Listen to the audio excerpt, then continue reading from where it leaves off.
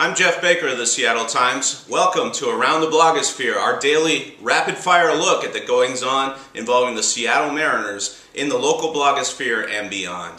We'll kick off today with a blog post in the Platoon Advantage blog. You can find that in the ESPN Sweet Spot network.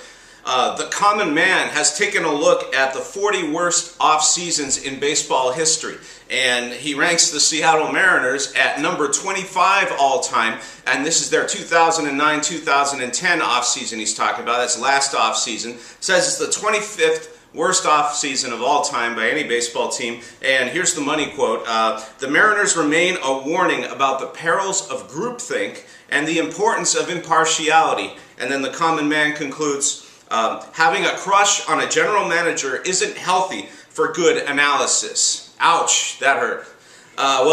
Needless to say, there was a little bit of opposition to some of those conclusions. Over at Pro Ball Northwest, they take issue with the conclusions that were drawn. They say that the Mariners' off-season was not historically bad. They say it wasn't great, but they say calling it historically bad's a little bit off. They say that the Mariners had no way of knowing that certain players were going to plummet to all-time career lows the way they did last season, and they said that as I said before, while it wasn't the greatest off-season, it wasn't historically bad either. My take on the whole thing, I mean, I've written this before, been writing this for a couple of years now. The Mariners needed to go out and get some big bats for their lineup. They didn't do it, and because they didn't do it, I suspect that had something to do with some of the players that we're talking about plummeting to their career lows. Am I right? We'll find out. We should know a little bit more this year, because as Pro Ball Northwest points out, we're only 1 year into the results of last offseason. They also feel that that the blog in question, it undervalued the value of the Cliff Lee trade, and that we haven't seen the fruits of those labors yet. So, that's a valid analysis, and I think you should take a look at the whole thing to get a clearer picture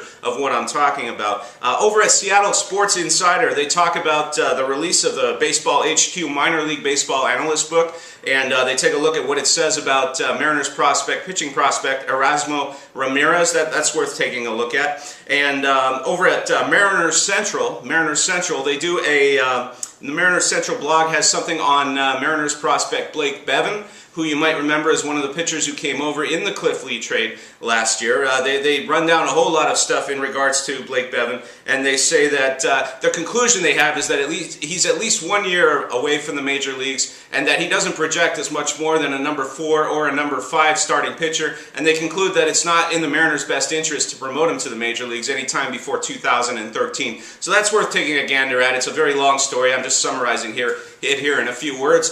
Finally, over at Lookout Landing today, they have a poll question, and it's an interesting one. It says, with Albert Pujols possibly coming on the market next year, and knowing that the Mariners have about $60 million in financial commitments going forward into 2012, and that they have a payroll of around $90 million, maybe a little bit more than that, that leaves about a $30 million gap. So they say, at what point, if Albert Pujols, if his agent calls up and tells the Mariners, hey, Pujols will play for you if you make the right financial offer, at what point should the Mariners show any interest? At what point should they slam the phone down? Take a look at that poll. It's worth considering, because the Mariners, as we've mentioned before, are going to have an awful lot of money coming off the books after this season.